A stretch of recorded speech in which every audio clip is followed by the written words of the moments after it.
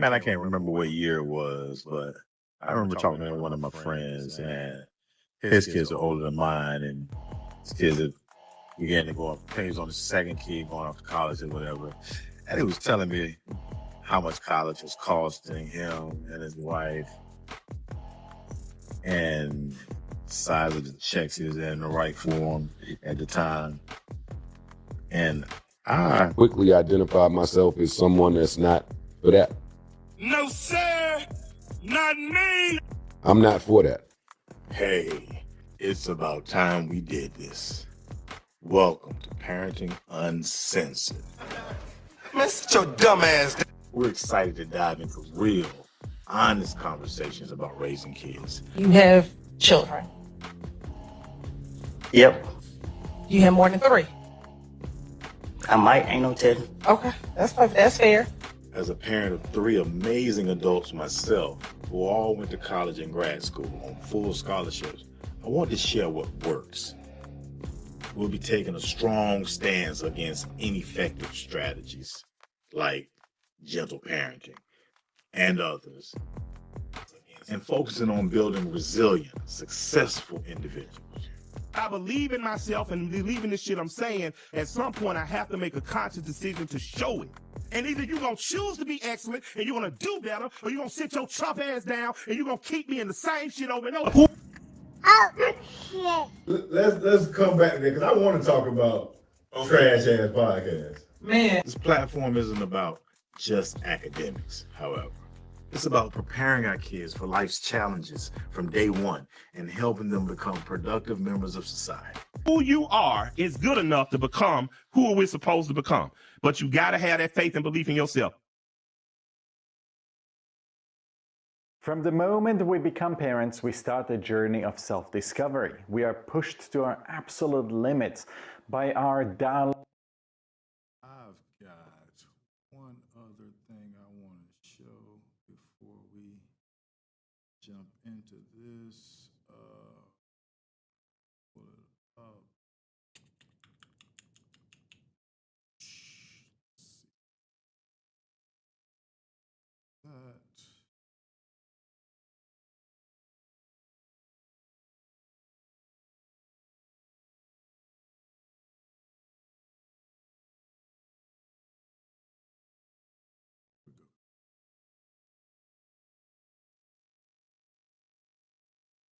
From the moment we become parents, we start the journey of self-discovery. We are pushed to our absolute limits by our darling children. And the way we respond to those stresses through our own self-discipline or lack of it can have long-term consequences for them and the way they deal with the world. So when we see new innovative approaches to parenting, we hope that this will be the magic pill that will give us what we all yearn for, to raise children who will become happy, resilient, kind and confident individuals. And along the way, we hope that the parenting guilt that is prevalent in most families is diminished, because we will feel like we are trying our utmost best to get it right. And so a new, or at least newly named, style called gentle parenting was born. Now, this approach has its advocates as well. And today, we begin to write the obituary for gentle parenting. Let's jump right in, because I get it. There's a lot of guilt, as you saw in the opening video. The gentleman talked about the guilt of parenting. I get it. There's a lot of guilt that comes with parenting. There's a level of, am I enough? There's a level of, what the am I doing? I had sex and now I got a kid. The hell? Overall, there's a high level of responsibility in parenting, and it weighs the heaviest. It's a consistent weight. You can ask any parent who gives a damn about parenting. I believe most parents only want what's best for their children. I think the problem is how we determine what's best. Gentle parenting sounds like people have decided that what is best for their children is for them to feel good about life at all times. And I don't know, I imagine the goal is to always ensure that their kids are happy. I looked through a lot of the literature you can find online and whatever, and there's a lot of words like empathy and,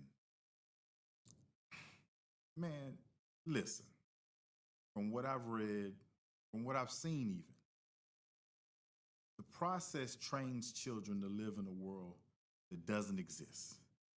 And while it may allow a child a great feeling childhood, hear me good, those children will not be able to find success in the actual world that exists.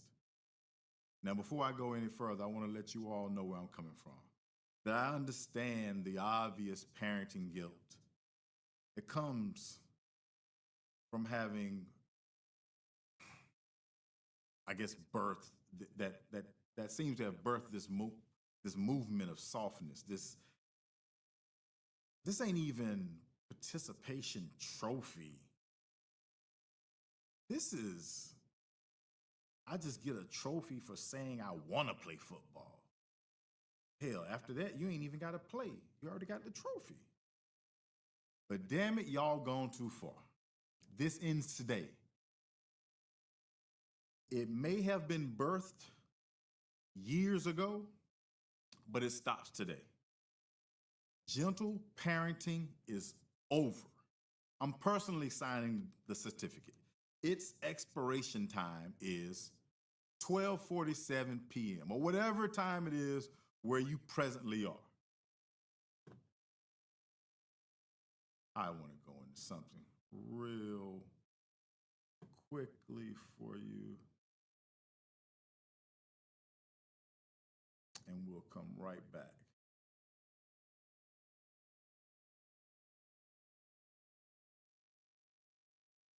When you hear your kid must study hard and be smart and intelligent, what are people exactly focused on here? First thing that normally comes to mind is intellectual intelligence, right?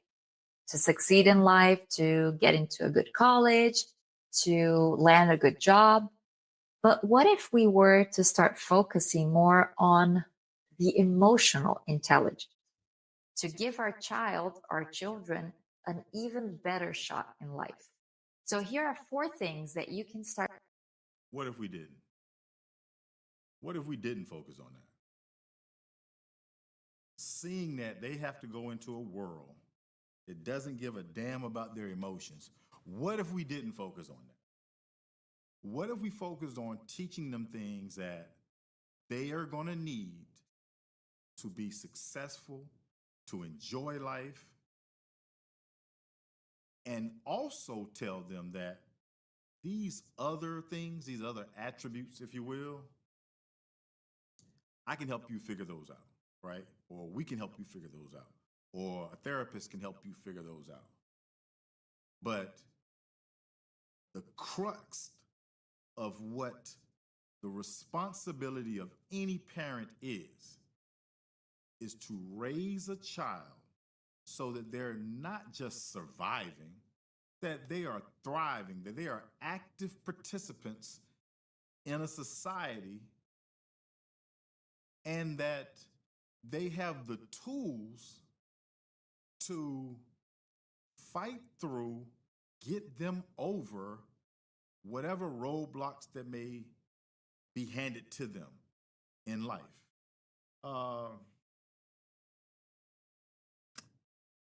It was literally the worst, day of my parenting life. I walked into the bathroom at home at 11 a.m. I closed the door, midday on a Thursday. I looked at the mirror and I said out loud, for the first time in my life, I will not be able to provide my daughter something that she needs.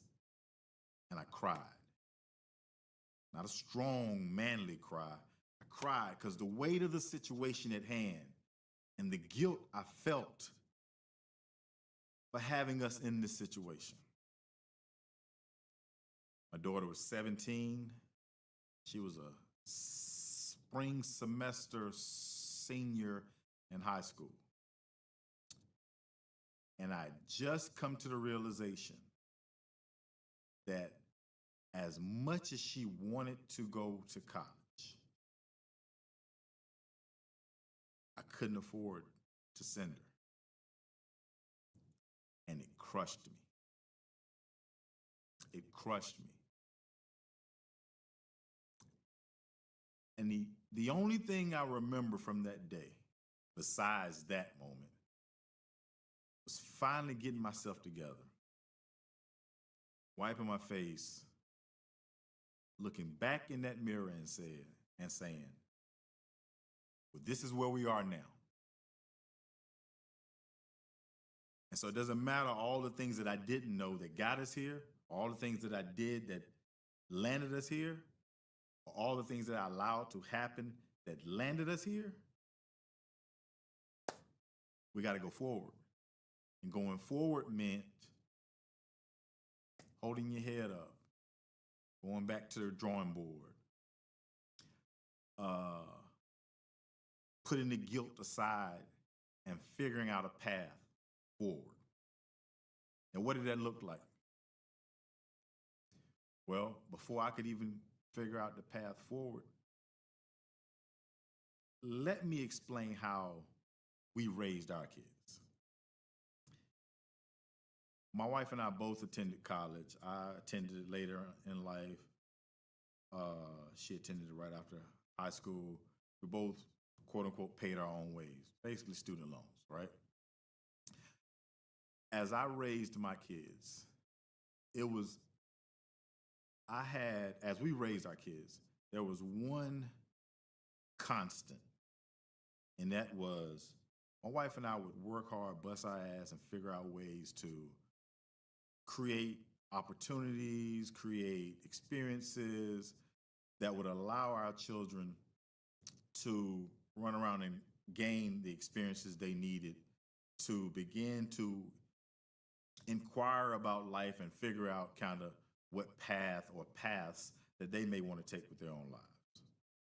And so our deal was, or our mandate in our house was always, hey, from 0 to 18, we're going to do whatever we got to do to make sure you have what you need to create the foundation that you need moving forward.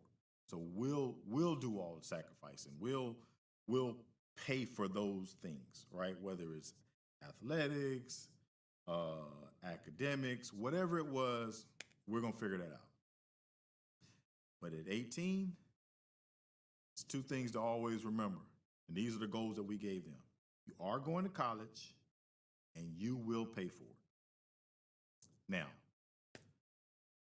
how they figured out that path, that really wasn't on me. It was really a goal we set, and now looking back, although I stand 1,000% behind it, it may have been a relatively naive goal because of how things changed over the course of that time, or how life changed. And, well, let me just stay there. So all of my kids knew that, hey, if you see it and you feel like it's helpful, valuable, whatever, as an experience or whatever, we're going to figure that out. But they also knew that they are growing up with the heavy burden of having to figure out how to pay for their own college.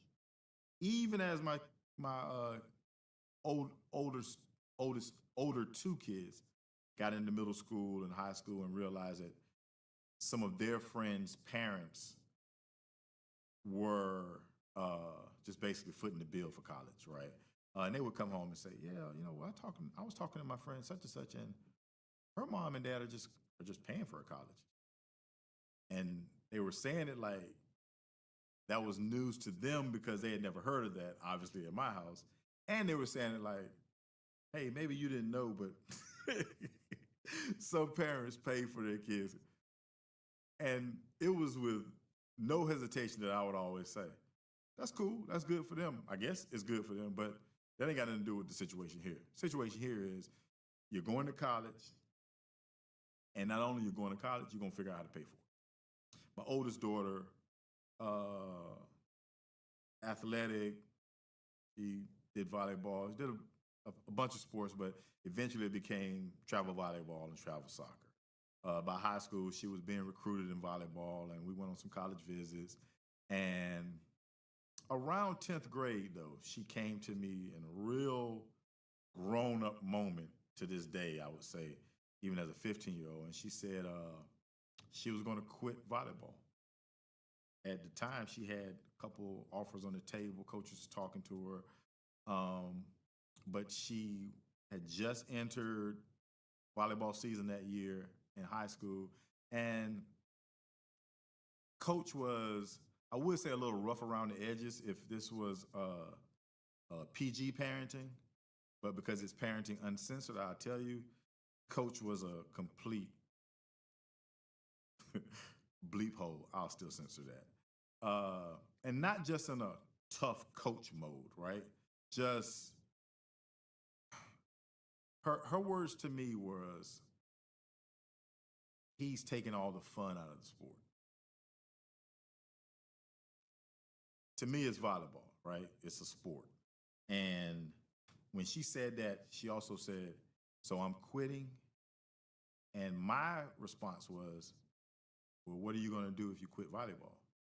She said, well, I got to figure out how to pay for college anyway. And so if I'm not going to play sports, then I need more time to focus on my academics. Couldn't argue with that. She had a plan. I'm going to support whatever the plan is. Even when my wife and I had a conversation about it, and she said, you just going to let her quit? What do you mean? I ain't going to go out there and start serving the ball for her. Like, she's quitting. I talked to her. She seemed like she had a pretty good idea of what she was going to do.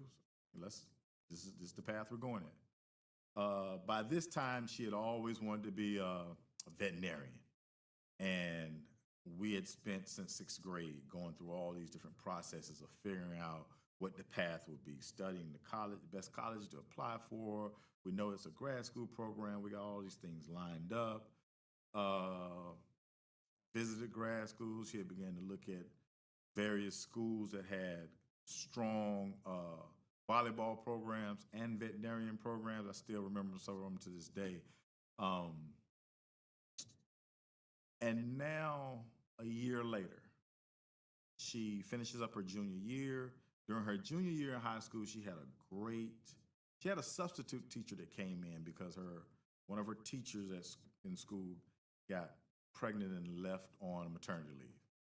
The substitute that came in was a professor at Duke University and really took a liking to her and kind of became one of her early mentors.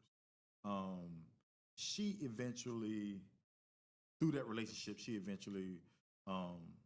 applied to a program, a marine science program my daughter's always loved water. She damn near fished when she was born,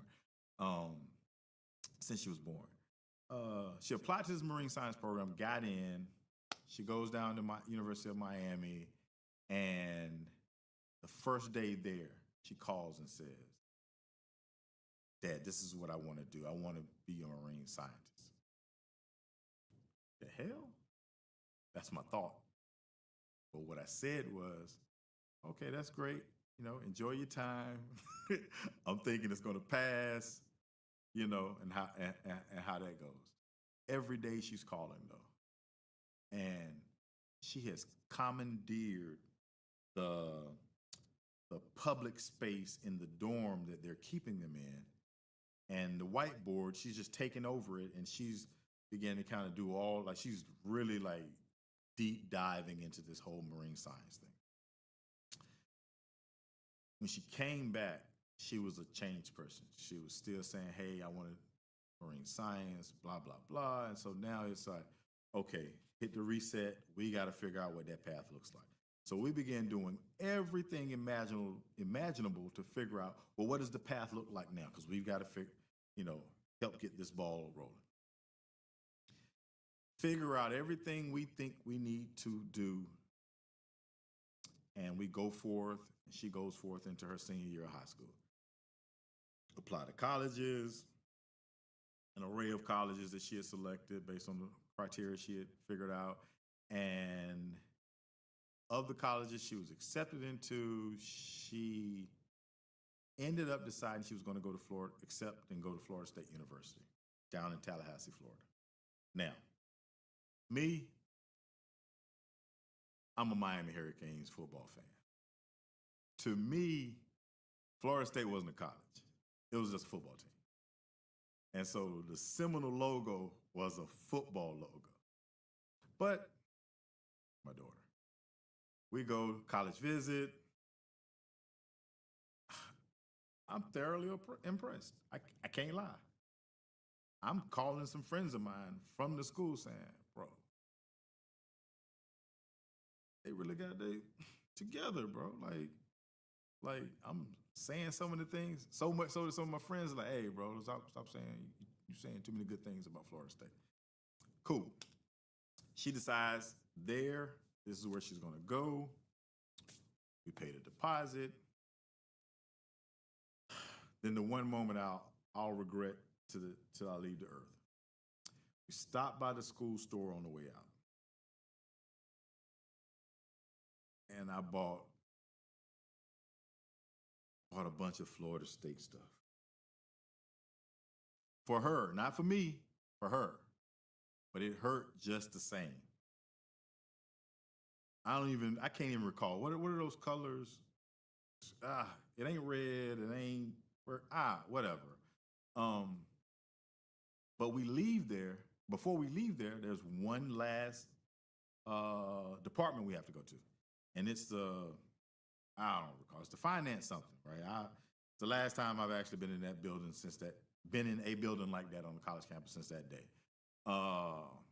Whatever it was, the guy across from us was a black gentleman, and he was there to talk to us about the finances that go along with this decision, right? And I'm kind of just sitting there like, he's spewing. I think at the time, Florida State was 20,000 or 22,000 in-state, 40, 43,000, something like that, out of state. Obviously, we were going to be out of state. And he's going through this over and over in very much detail. And at the time, because my wife and I, like I said, we went to college on student loans. I'm not really, it's almost like Charlie Brown teacher talking, like, wah. I ain't really listening. Now, the one person in that meeting who does seem to be very attentive is my daughter. And when we were leaving there, she was like, well, but Dad, how am I going to pay for what he said? She was like, I ain't got $40,000. I was like, yeah, baby. I don't know what I told her. I told her something that just brushed it off because I didn't even think it was a valid question, to be honest. In my mind, I was thinking when I got back, I would call the school, call him, and kind of have that grown discussion. Next day, I do that. Call him. He's excited to take my call. We just met yesterday. He's like, oh, incoming student. And everything he said the day before was still true. They weren't running any kind of closeout sales or Black Friday sales the next day. It was still $40,000. And on top of the fact that, like I said, I'm new to this process, it's my oldest, and then it's, okay, so that's the case, then when is it due? Oh, well, it's due September, it's due August when she arrives. What do you mean it's due August when she arrives? What's due? The 40 whatever thousand. Okay, that's weird to me. And if that's the case, then like, how does that happen? It was like, well, most people just, send the, most people just send the check with their child, or if you're going to actually bring her, then you can just come and pay it yourself. And so now I'm really confused. What do you mean by just come and pay it myself? Yeah, just when you come, just pay it. And he's just speaking so matter-of-factly in 2015.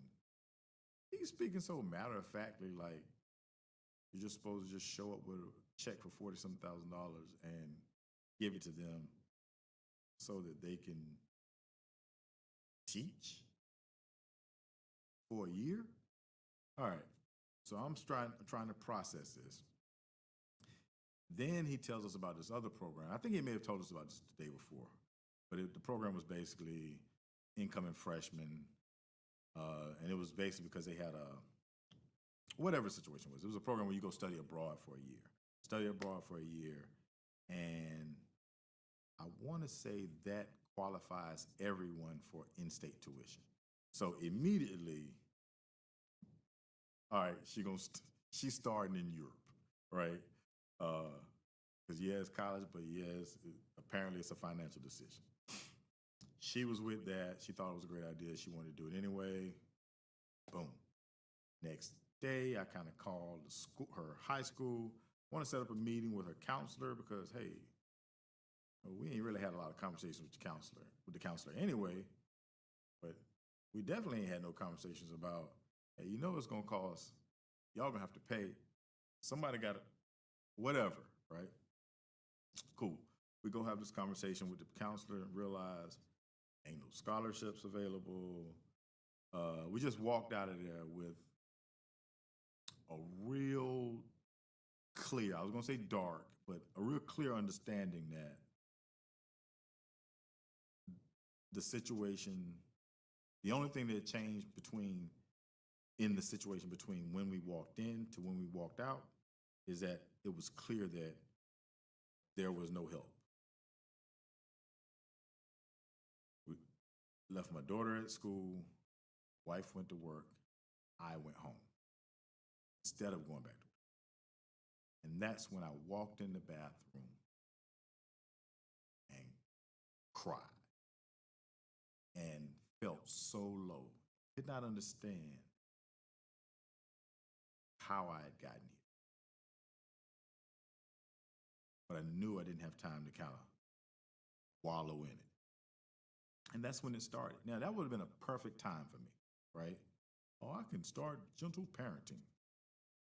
Nah, because I got to prepare her for a world that eats gentle people. And so it was no time then for hoping to find somebody that was empathetic to my plight, hoping to find someone that would feel bad for me. The only time I had it was maybe March. I knew I had 4, 5, 6 months at most to figure out how to make this thing work. And man, I talked to, one of the things I definitely want to share in this moment is I relied on my network first, right? Asked a guy who had become a mentor of mine if he could foot the bill for the first year and I would pay him back monthly. He said, let him think about it. And I understood it. I mean, asking for $40,000, right? If not $20,000. I was asking anybody I could think of, right? I even asked someone that I was a mentor of at the time. Shout out, man, listen, let me say this publicly. I went to him and I said, look, here's the bind I'm in. I don't know. I don't know what the options are, but I know there's an option. The bank is saying that we can apply to get such and such and such and such, and if that comes through, then boom. I didn't have any credit. I lived my entire life to that point without really dealing with credit much.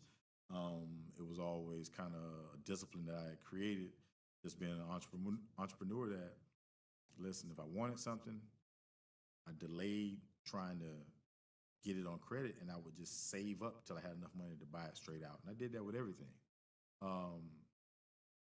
So at that point, I went to this guy and I said, look, man, would you be willing to fill out a student loan, and when you get it, I'll just pay the payment? He was like, hell yeah, man, for what you did for me, blah, blah, blah, blah. And I don't even know if it was for what I did for him, right? He's a good guy, period. And he did tell me also, hey, my credit trash, probably ain't gonna get it anyway, but for you, I'll apply. Shout out to Nico. He did it. And he ain't get it. His credit was trash. He ain't lie. But it was all good. Well, it wasn't all good, but it was all good, right? The following week, I'm just sorting through some of the mail that had been coming from various colleges their whole kind of sophomore and junior year, and I'm kind of dividing them, athletic stuff over here. I ain't no need to open those because she's not playing anymore. Academic stuff here. Finally, I'm going through things. And there's a letter.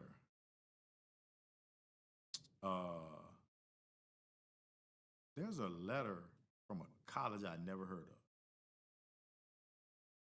And I would later find out there's a college that I never heard of. Small private school down in Florida. And as early as maybe September of that year, they had began sending her like tons and tons of mail. And we weren't even opening it because I would just look at the name of some of the schools and then Google the schools, and I ain't know no better. I would look and see how many people went to the school. If it was a small school, I would think that meant small school, not a good school. Ignorance. Anyway, I opened up a letter and realized that this college, shout out to Eckerd College in St. Petersburg, Florida, they had actually offered her a full scholarship to come there. And we didn't even know it. It was actually the last college left on her list to visit.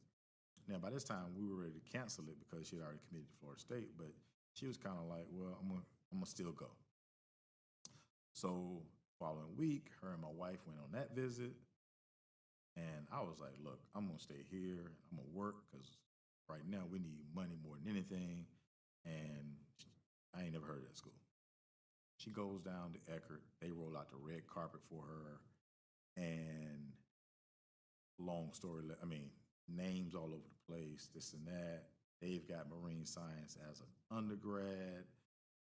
She'll get a chance to work directly with Press. Just a great program. I began to look them up more, come to find out they're like top 1, top 2 marine science programs in the entire country, blah, blah, blah, blah. They call me from the school. Well, my wife calls me and says,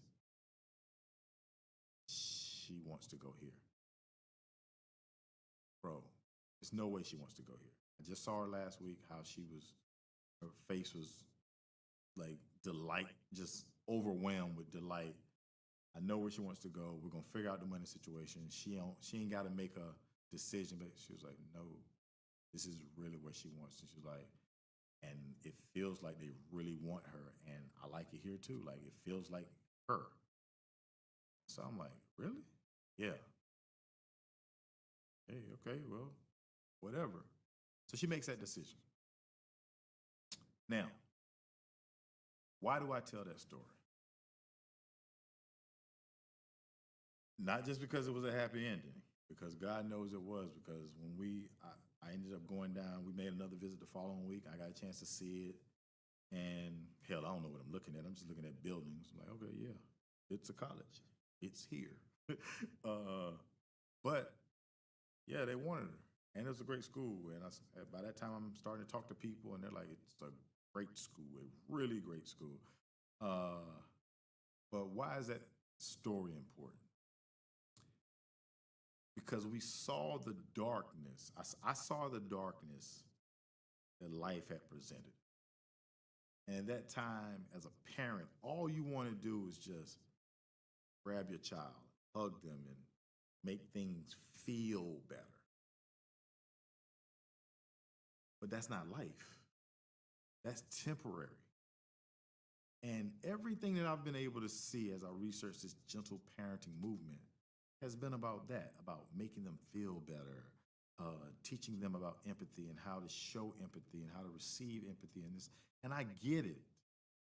Those are great qualities, and everyone would love to be a part of a world where that's a big thing, right? That ain't the world we live in. And we have shown over the last 20 years that culturally, we have put adults, young adults, into the world that are not capable of competing in the world that exists. Right? Like, if it's bro, I was coaching Little League Baseball one year, and they were in a transitional period in the league. And the new commissioner came in and said, we're thinking about going to a situation where each child gets 5 swings at the ball. And on the 5th swing, if they, regardless of the situation, if they missed all of them, whatever, at the 5th swing, then they automatically get first base. And I just sat back in the meeting. This is late 90s. That's how long ago this was. And I sat back and I said, what the hell? That ain't baseball. And the new commissioner says, yeah, I went out this year and I really went to a lot of the games, and I would see kids striking out and getting out sometimes and not being able to get to first base. And I would see them go back to the dugout crying, and it just crushed me. And we just need to give these kids more of a feeling of success early. Bro, this stops now. That's not baseball. That ain't how life works. We just don't coddle feelings to success. We just don't hug you until you're great. You go through things. You fight through things. You get over things. Bad things happen. Good things happen. Horrible things happen. Tragic things happen to you. And you figure out a way to get over them. Or you figure out a way to live with them and still achieve goals.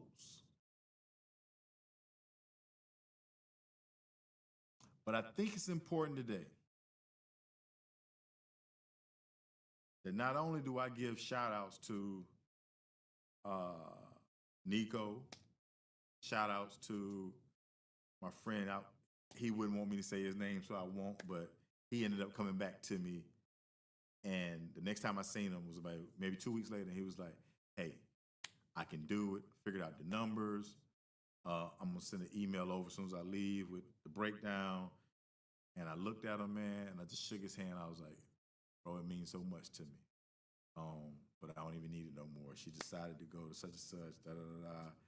And he was like, you sure? I was like, no, I'm sure. Like, man, you don't know how much it means to me that you even came through like this. I appreciate it. Shout out to him. And man, shout out to life, because this taught me. And shout out to me, because I ain't fold. This would have been a great moment to be soft. to invent gentle parenting.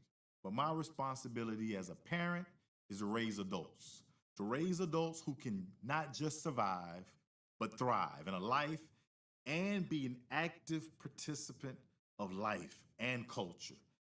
And that's what Parenting Uncensored is all about. Presenting parents with the correct ways to raise their children. Let me say that again.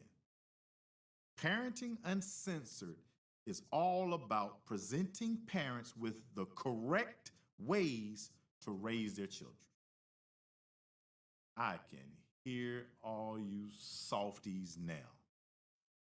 Oh, but everybody can raise their children the way they want to. Yeah, you can. But just like the saying goes, success leaves clues. Well, failure does too. And gentle parenting is leaving a slaughter of clues that have proved to us that it's a huge fail as a process.